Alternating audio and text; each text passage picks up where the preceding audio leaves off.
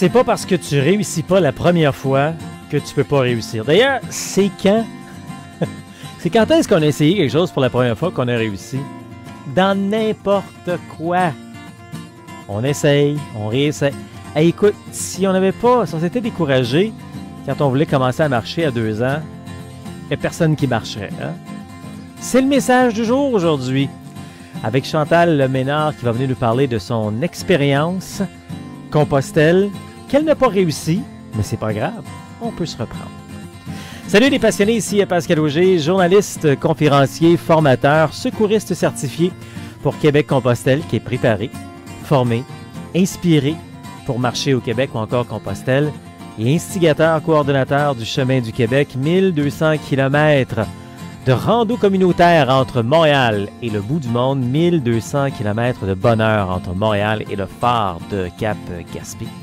Notre invité aujourd'hui, donc Chantal Ménard, qui n'a pas réussi du premier coup. Elle n'est pas la seule, d'ailleurs. On en parle peut-être pas assez souvent de ça. Quoique, je le mentionne souvent hein, quand je dis que ça prend de la préparation. Parce que 90% du temps, on n'est pas bien préparé, on est mal informé, on part tout croche. Et 50% des gens vont abandonner par découragement ou encore par blessure quand ils vont aller faire une randonnée de longue durée. De la préparation. Il faut être préparé là-dedans également. C'est pas juste le physique. Hein? La plupart disent « Ah, je m'entraîne! » C'est pas juste le physique. C'est la tête également. Parce que partir sur de la rando communautaire, c'est de lâcher prise. D'arrêter d'avoir peur que tout plein de choses vont nous arriver, puis où est-ce que je vais manger, où est-ce que je vais dormir et tout. Hey, relax. C'est de la liberté. Enfin, une fois dans ta vie, tu t'offres cette liberté. Ben voilà, hey, écoute, c'est ça notre sujet. Bienvenue à notre rando rencontre, donc, que vous regardez peut-être en direct en ce lundi, midi 15, sur le profil Facebook Pascal Auger ou encore en rediffusion sur le Facebook ou sur la chaîne YouTube Québec-Compostelle. On est également à la radio, CKVL dans le Grand Sud-Ouest de Montréal, CILE Havre-Saint-Pierre, CKCJ Lebel-sur-Quévillon, CJTB Tête à la Baleine, et puis partout sur la planète avec la radio, Allô la planète diffusée à partir de France. On est là pour échanger sur la randonnée, vous donner des trucs pour vous préparer, ouais, physique, mental. Vous aider à bouger finalement. C'est un peu ça le message aussi. Hein? On a beau parler de la randonnée pédestre de longue durée, mais écoute, si toi t'en fais pas encore, puis si un jour ça te tente d'en faire ou ça te tente pas, mais que tu veux bouger par exemple, ah ben ça on peut t'aider. 1 kilomètre à la fois, un jour à la fois également. C'était un peu mon message cette semaine sur les médias sociaux. Tu me suis sur les médias sociaux, trouve-moi. Pascal Auger, rando. Ou encore Québec-Compostelle. Et je parlais de, c'est l'automne qui s'installe, l'hiver bientôt. Même des fois, il y en a, ça peut être des défaites aussi, le printemps ou l'été, il fait trop chaud. Là. On joue à la marmotte. Hein? Quand arrive l'hiver, tout le monde se cache, puis il n'est pas question que je sorte dehors. T'es-tu malade? Toi, il fait fret, il y a de la neige, il y a de la pluie. Gna gna gna gna gna gna gna gna. Hein? Vas-tu faire des gna gna gna longtemps? Non, mais écoute, ton corps, là, ta tête et ton esprit, tu penses que c'est le voisin qui va en prendre soin? Ben oui, on sort 12 mois par année. Tu vas faire quoi? Tu sors juste l'été, le printemps, puis l'automne, puis l'hiver, tu sors pas? Tu bouges pas? Tu marches pas? Non, ça, dans mon livre à moi, ça marche pas. T'es sérieux? Tu veux prendre soin de toi? Ben, c'est ça. On sort et on bouge 12 mois par année, c'est possible. L'hiver, oui. Si tu as frette l'hiver, c'est juste que tu es mal habillé. C'est ça que je disais essentiellement cette semaine. Donc, dans les médias sociaux, hey, je te brasse-tu un peu, là? Je vais arrêter de te brasser. On va aller donc s'informer, découvrir. Et comme je disais, c'est pas parce que tu réussis pas la première fois que tu peux pas réussir. C'est ça qui est le fun avec nos entrevues, nos rando-rencontres de Québec-Compostelle. Très souvent, parmi les invités que je reçois, on parle souvent, il faut le dire, d'histoires à succès, des gens qui ont marché le Québec, qui ont marché Compostelle, qui ont marché à travers le monde. Des fois également, c'est des belles prises de conscience ou reprises en main, comme souvent des gens qui ont vécu des choses un peu plus difficiles, puis que là, ils ont frappé un mur, un burn-out, whatever, qui se reprennent en main. Aujourd'hui, un sujet un peu différent avec Chantal Ménard. Salut Chantal! Allô?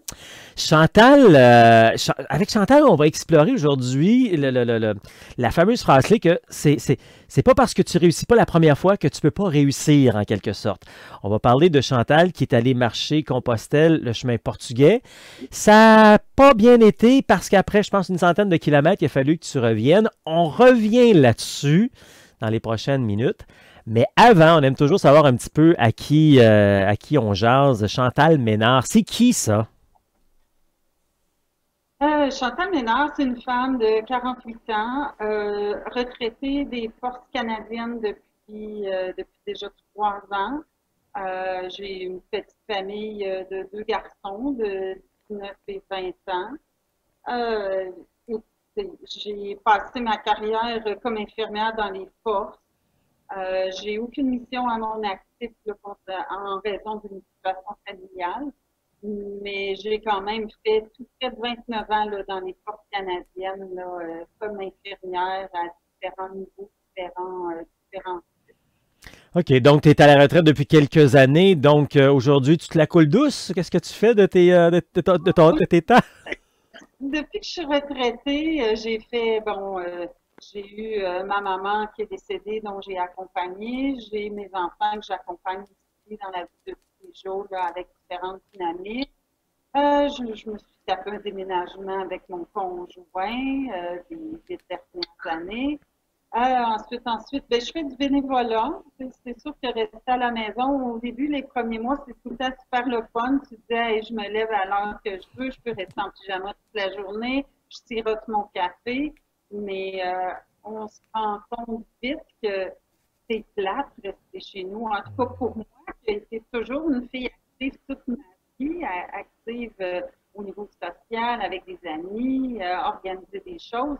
À un moment donné, je regardais dehors puis je me disais, oh my God, je ne vais pas faire ça pour les 40 prochaines années, je vais m'emmerder.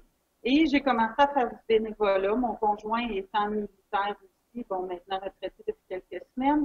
Je me suis joint à son régiment, la famille régimentaire, la Société écossaise de Montréal. Fait que j'ai commencé tranquillement pas vite à faire, à étirer mes tentacules et à faire du bénévolat autour de la société, de la communauté militaire écossaise. Et puis, ça a effectivement bien rempli mes journées. Là. C'est Ben, assez facile. Là. Écoute, on a entendu parler de Liberté 55, là, mais là, sincèrement, moi, là, je pense que dans ma vie, j'ai jamais rencontré quelqu'un qui était retraité à 45 ans. J'ai eu je vais dire cette chance-là parce que maintenant, je me suis rendu compte qu'il fallait choisir nos mots.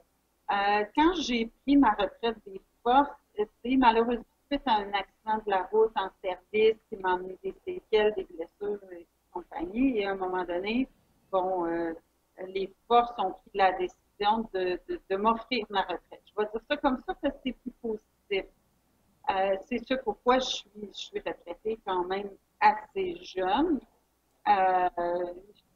Qu'est-ce que je peux dire aussi? Ben, donc, il faut vraiment s'occuper, se trouver des passions, se créer un autre réseau parce que en sortant de notre réseau de travail, ça change tout, là. En même temps, peu importe la manière que tu es parti et tout, je veux dire, tu as fait quand même ton 25 ans de service là, dans l'armée, et même plus encore. Fait que c'est pas comme si tu avais dû quitter avant terme pour quoi que ce soit. Je veux dire, tu as fait ton temps, donc aujourd'hui, tu es retraité, tu en profites. Mais souvent, quand on est retraité jeune comme ça, ben il y a des projets qu'on a mis de côté puis qu'on veut éventuellement explorer. Tu es peut-être là présentement, tu n'as pas nécessairement recommencé de nouveaux projets, de nouvelles entreprises ou quoi que ce soit. Je pense, tu sais, je te vois aller, on s'est jasé un petit peu. Mais quand même, en étant militaire, tu as vécu certaines affaires. Puis à un moment donné, dans ta vie est rentrée cette histoire de marche et de Compostelle. Ça fait que nous, ça fait-tu 25 ans que tu connais ça? Tu as connu ça à la fin? C'est rentré comment, où dans ta vie, ça, faire de la rando longue durée, de la rando communautaire, aller marcher Compostelle? Je te dirais que, autour de 2011-2012, j'ai décidé de me remettre en forme là, après mes grossesses et compagnie, puis parce que, bon, j'ai vécu une séparation, j'ai décidé de me reprendre en main physiquement, perte de poids, et du jour au lendemain, je décide, bon, c'est ce matin que ça commence, je mets mes souliers de course, et je me souviens encore du visage de ma mère ce matin-là, parce que ma mère vivait avec nous suite à ma séparation. Ça, on parle de 2012. Et elle me voit sortir avec mes souliers et de me dire, ben voyons donc, qu'est-ce que tu t'en vas faire là, toi, matin? Et moi, de lui répondre, je m'en vais courir. Et elle me regarde en disant, et tu n'as jamais couru de ta satanée vie, qu'est-ce que tu t'en vas faire là? Et effectivement, je suis sortie, j'ai fait 100 mètres et je suis revenue chez nous complètement épuisée. J'ai couru 2 photos de téléphone, je suis revenue chez nous et effectivement, je me disais, veux-tu bien me dire qu'est-ce que j'ai fait là? Mais je m'étais mis dans l'idée de courir un marathon à 42 ans. Donc, ça me laissait à peu près 1 an et demi pour m'entraîner et atteindre le fameux 42,2 km. Et c'est ce qui a fait que durant ces années-là, entre 2012 et 2014, ben, j'ai couru, couru, couru et couru. Mais j'avais toujours dans l'idée, tu sais, la course, c'est un objectif, puis en même temps, je me disais Compostelle, que j'ai connu là, il y a bien des années, parce qu'on voyait ça passer, mais beaucoup moins qu'aujourd'hui, là, dans ces années-là. Mais je me suis dit, un jour, je ferai Compostelle. Fait que ça faisait partie de ma bucket list, ça faisait partie de mes souhaits. Euh, à ce moment-là, en 2012-2014, c'était plus parce que c'est un autre défi comme mon défi marathon. Fait que je l'avais mis sur ma bucket list, puis je me suis dit un jour je toucherai à ce volet-là, mais en 2014, bon, 2012-2014, j'ai enchaîné des pas de course 5 km, 10 km, demi-marathon que j'ai fait à travers le Québec et les États-Unis. Je suis allée courir Disney 2 fois pour des 21 km. J'ai couru mon premier marathon à Disney, janvier 2014. Mais tu étais donc une fille qui était plus à cette époque-là dans un peu la compétition, la forme et tout. Et quand tu pensais Compostelle, tu pensais un peu comme ça. Je vais aller relever ça, ce défi-là, moi, de 500, 1000 ou 2000 km. Il n'y avait pas une espèce de démarche plus, hey, moi, j'ai le goût d'aller prendre une pause. C'était pas ça. C'était comme, amenez-en du kilomètre puis je vais aller les faire. À ce moment-là, oui. Quand j'ai commencé à m'entraîner en 2019, c'était une toute autre chose parce que c'est ça, quand j'ai mis à bien mon projet Compostelle, si je laisse de côté mes projets de course de forme physique, en 2019, quand je me suis dit, là, je m'en vais, je pars le projet, là, ma réflexion était tout autre. Parce que j'avais vécu des choses dans 2017 avec ma retraite, bon, je vais dire forcer des forces, que maintenant je vois autrement, bien entendu, le décès de ma mère, mon déménagement. Tu sais, il est arrivé comme beaucoup de choses, beaucoup de remises en question en 2017-2019. Là, je me suis dit, là, j'ai besoin de m'arrêter. J'ai besoin de comprendre, j'ai besoin de pardonner, lâcher prise, nommer les termes. J'avais besoin de me recentrer sur moi, de me retrouver, moi qui avais été la fille de, la femme de, la mère de, l'infirmière, la militaire, la bénévole. Là, j'avais besoin de savoir, de comprendre qui j'étais, où je m'en allais, qu'est-ce que je voulais dans la vie. Et c'est ça, apprendre à lâcher prise, pardonner, parce qu'il y a des choses qui... Oui, c'est vraiment un cheminement beaucoup plus psychologique, plus personnel que juste de faire des kilomètres comme ma première, ma première idée du défi Compostelle en 2012. On a tous un bagage avec nous. Toi, t'en as un, moi, j'en ai un, puis on peut pas se comparer l'un à l'autre. Puis tu sais, tantôt, on va sortir, on va aller faire l'épicerie, puis on croise des gens, puis on réalise pas que les autres ici ont un bagage, ont un vécu et tout. On est tous comme ça, puis si on était plus sensible à ça, peut-être que déjà, on se comprendrait mieux comme personne. C'est pas ça que je voulais dire nécessairement, mais ça m'a juste touché là-dessus. Ce que je trouve juste drôle, c'est que dans la dernière minute et demie, là, je viens de comprendre encore plus pourquoi on fait l'entrevue aujourd'hui. Parce que j'explique aux gens qui nous regardent, à toutes les fois que je fais une entrevue comme ça avec les gens, avant, on prend le temps de jaser pour connaître un petit peu plus la personne. Des fois, ça dure 5 minutes, des fois, ça dure une demi-heure, peu importe. Mais là, dans la dernière minute et demie, je viens de comprendre pourquoi tu es revenu de Compostelle. Je viens de voir un peu le portrait, mais on va en jaser ensemble. Donc, tu décides de partir. On va y aller, on continue notre chemin, c'est le cas de le dire. Tu décides là, que tu te prépares, tu pars, tu vas faire Compostelle. Et toi, tu avais choisi le chemin portugais. Pourquoi? De Porto. De Porto ou de Lisbonne? Oui, oui, de Porto. OK. De Porto. Ben, c'est sûr que je partais seule. C'est toujours un peu inquiétant quand tu n'as jamais voyagé seul ou à peu près de dire, ben là, je m'en vais seule avec mon bagage, puis faut que je me loge, je me nourrisse. Je vais quand même passer des. Oui, on rencontre plein de monde sur le chemin, mais tu es quand même seul avec toi-même. Là. En tout cas, moi, j'avais choisi cette formule-là, pas de partir en groupe, en gang ou en couple. Là. J'avais vraiment décidé de faire ce chemin-là pour moi. Fait que je m'étais dit, Porto, c'est une super belle région. Je vais passer sur le bord de l'eau, la nature. Tu sais, je ne serai pas tout à fait dans la ville, mais je vais en avoir un peu. Tu sais, je vais garder mon petit côté, je vais dire princesse, parce que moi, je suis une princesse. Hein. Dans la vie, là, je m'assume pleinement. Je suis une princesse. Fait que quand je voyage, d'habitude, je voyage lourd avec à peu près 14 paires de talons hauts, des bas pour toutes les occasions et compagnie. Et là, quand je me suis préparée pour Compostelle et qu'on m'a dit, ou dans mes lectures, ou les témoignages que je lisais, je devais partir léger, je devais partir avec un sac à dos qui pèse grosso modo 10, 12 kilos. Pas. Là, je me disais, mais what the hell, qu'est-ce que je vais faire avec deux t-shirts, Où deux sont paires mes talons hauts, hein? de talons hauts, pas de rouge à lèvres? J'ai dit, ben, voyons donc. Et j'ai épuré aussi. Ça, c'est une autre affaire. Hein. Mon sac à dos, au début, prenait la table au complet, puis j'épurais, puis ça, je n'aurais pas besoin, puis ça, je suis capable de m'en passer, puis ça, je vais en trouver sur le chemin, puis en tout cas.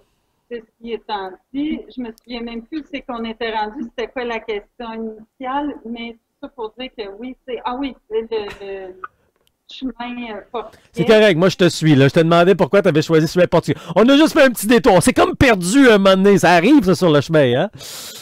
On est arrivé, on en parlera tantôt. Oui. Mais non, le chemin Compostelle, que je me disais, c'est moins fréquenté. Je vais avoir peut-être plus de facilité à me trouver des albergues, des places pour dormir. Je ne serai pas obligée de parler avec du monde si ça ne me tente pas. Puis c'est ça. C'est tout simplement parce que je voulais sortir des sentiers battus parce que tout OK. le monde fait le même chemin, le Camino Frances. Tout le monde OK. fait Et toi, tu voulais faire quelque chose de différent. Bon.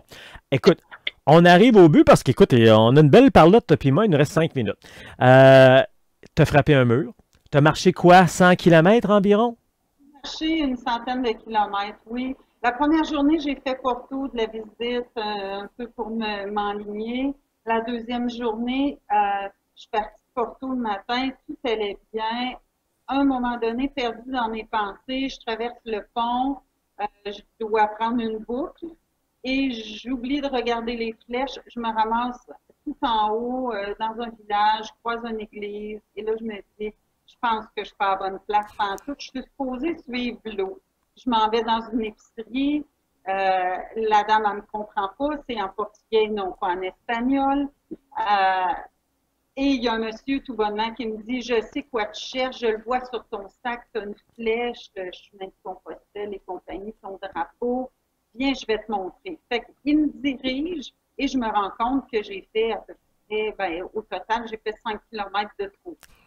Fait que je dois redescendre vers l'eau et là, je m'accroche 3-4 raisins, une gorgée d'eau, puis let's go, la grande, on continue et je finis par retrouver mon chemin qui fait en sorte que cette première journée-là, quand j'arrive à l'albergue qui était prévue sur mon itinéraire, que je suis très organisée dans la vie, j'avais mon itinéraire que je pourrais partager pour ceux qui veulent le voir un jour. Euh, L'albergue est complète et je redescends sur cette voie-là en pleurant pour essayer de me trouver quelque chose et je trouve rien. Je retourne sur le bord de l'eau, je prends mon téléphone, je me trouve finalement 30 kilomètres encore plus loin, un petit hôtel, petite auberge privée et je me rends là tout simplement. Fait que cette journée-là, au lieu de faire un 22 kilomètres, j'en ai fait 32. Fait que déjà, tu sais, je pars avec un pas en arrière. Mais je continue quand même mon chemin. Je rencontre des gens. C'est vraiment cool. La quatrième journée, j'ai un petit malaise le matin. Je commence à marcher avec des collègues, des amis que j'avais rencontrés sur le chemin de la France. Et à un moment donné, je leur dis, les filles avancées, je suis plus capable. et je marche de peine et misère. J'ai un orteil engourdi, la jambe est à moitié engourdie. Je vais pas bien, mais je continue et je me ramasse dans un petit village au pied d'un monument Compostelle avec la flèche jaune et la coquille et je pleure ma vie et un monsieur me tape sur l'épaule pour me dire je sais où tu veux t'en aller, viens, je vais t'aider. Je jase avec le monsieur, fais un peu plus de kilométrage parce que lui, il vient de la place, il veut me montrer son visage. Et je finalement arrive à l'albergue de Marignache, mon dernier petit stop. Dans la nuit du 14 au non, oui, excuse-moi, du 15 au 16, je me réveille en douleur, en sueur, le pied ne répond plus, j'ai plus, je suis infirmière, fait que je fais les tests neurologiques que je peux faire avec ce que j'ai, c'est-à-dire pas grand-chose. Et je réussis à me rendormir jusqu'au petit matin. Et puis là, ben, pack mon bagage en étant plus capable de me supporter sur ma jambe, prends mes bâtons de marche. Et là, je me rends à une croix rouge que j'avais croisée à Marignage dans le village, sur le bord de la route. On est dimanche au Portugal, il n'y a rien d'ouvert. Il y a pas, la ville est complètement déserte. Et je réussis à cogner. Il y a une dame, une réceptionniste qui vient me répondre. Elle me dit écoute, je n'ai pas de médecin, désolée, je ne peux pas t'aider. Mais là, je braille ma vie, là, je suis plus capable de me déplacer. Et c'est tout simplement un ambulancier portugais qui venait de finir son cadre de travail qui me dit dans son portugais avec un peu d'anglais viens, je vais aller te conduire à l'hôpital la plus proche à l'hôpital. Fait que je me ramasse dans un hôpital privé à voir finalement un médecin qui me dit ben, désolé, moi je vais faire les tests de base, mais je pense que c'est une compression nerveuse. J'ai l'impression que tu vas être obligé de retourner chez vous. Il me réfère à un troisième hôpital, un hôpital universitaire à Poa de Verdun, où j'ai vu des spécialistes, un neurologue, un orthopédiste. Fait que tout ça pour avancer de quelques étapes, parce qu'il nous reste à peine 2 minutes, tu reviens à la maison, tu n'as pas pu faire ton accomplissement que tu voulais. Tu as dû le prendre dur parce que tu es une fille qui aime relever les défis, l'accomplissement. Cela dit, ça fait quelques années, 1 an et demi environ de ça, le rêve de Compostelle n'est pas mis de côté. Plus que jamais, tu vas aller le faire, mais quand tu seras prête. Oui, ben, j'ai même recommencé à m'entraîner doucement. Bon, c'est sûr que COVID oblige de rester à la maison, mais non, il n'est pas mis de côté. Oui, je l'ai pris dur. Oui, je me suis remis en question. Oui, je me demandais pourquoi j'étais allée là. Puis, avec tout ce que ça peut apporter comme déception, puis comme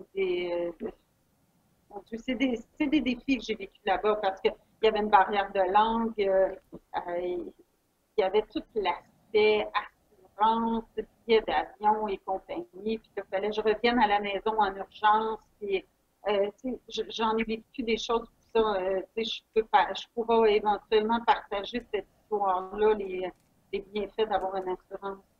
Anyway. Tout ça pour dire que oui, après avoir fait ma réadaptation, euh, j'ai recommencé à m'entraîner. J'ai toujours mon petit crédential pas loin avec mes dernières étapes. Puis c'est mon prochain, je peux plus dire un défi, c'est mon prochain souhait d'aller terminer mon chemin de Compostelle, mon chemin pour aller finalement finir de comprendre qu'est-ce que j'avais commencé à comprendre sur ce chemin-là. Écoute, c'est justement avec ça, en 30 secondes, dis-moi ça en terminant, qu'est-ce que d'après toi, c'est le message de tout ça? Tu es allé, tu n'as pas accompli ce que tu voulais faire, ça ne veut pas dire que c'est la fin de ton aventure, bien au contraire. Mais c'est quoi le message, tu comprends là-dedans en 30 secondes? C'est qu'il ne faut pas lâcher, puis tu sais, j'ai encore des choses à comprendre là-dedans, puis je pense que c'est pour ça que mon corps m'a stoppé, parce que je n'étais pas rendue à ce point-là dans ma vie pour comprendre qu'est-ce que la vie me passait comme message. Tout simplement. C'est que là, j'ai encore des choses à apprendre. C'est ça, mon corps m'a tout simplement dit, je suis fatiguée, il faut que tu t'arrêtes maintenant. Il faut que je décortique tout ça. Et oui, j'ai encore du chemin à faire, comme on dit. Écoute, moi j'ai hâte que tu reprennes le chemin, peut-être pas autant que toi, mais sans stress, hein? Tu prendras ton temps pour te préparer. De toute façon, ces temps-ci, on a du temps, ça, on en a pas mal. Puis, qui sait, peut-être qu'on pourra se croiser également sur le chemin du Québec. Chantal, je sais, ça passe vite, mais merci beaucoup quand même d'avoir partagé ce bout d'expérience-là qui prouve ce que tu viens de dire, puis ce que j'ai dit au départ. C'est pas parce qu'on réussit pas la première fois, peu importe quoi, que ce soit Compostelle ou autre chose dans notre vie, qu'on peut pas prendre une pause, prendre un arrêt, reculer, puis recommencer. Exactement. Comme d'habitude, je t'invite à aller faire un tour sur le site internet québeccompostelle.com pour en savoir davantage pour la préparation pour ce genre de voyage, pour bien réussir son voyage, marcher au Québec ou encore marcher à Compostelle. On a tout pour t'aider à bien te préparer. D'ailleurs, une belle initiative de l'organisme communautaire Chemin du Québec. À partir du 1er novembre, on t'invite à un beau défi. Ça s'appelle le défi Ça marche en solo, mais collectivement.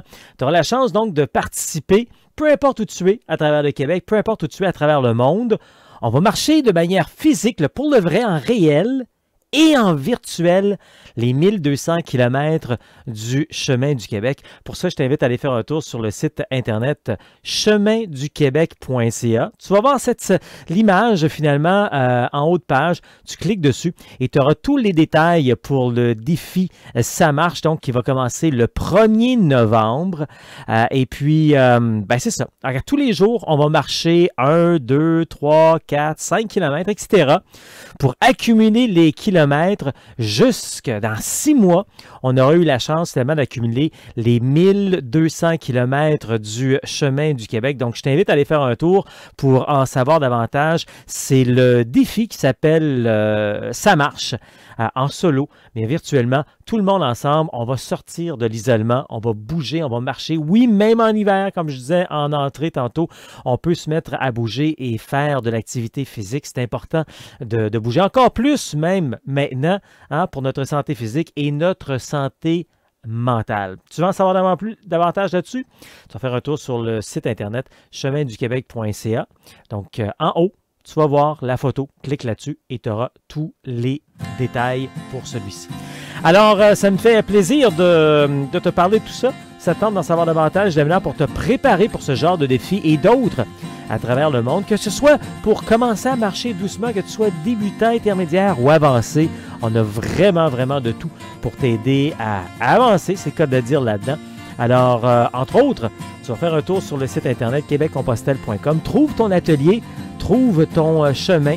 Il y a le calendrier, justement, qui va te montrer toutes les activités que l'on fait 12 mois par année. On est également sur Facebook, Instagram et YouTube. Québec Compostelle, ça marche.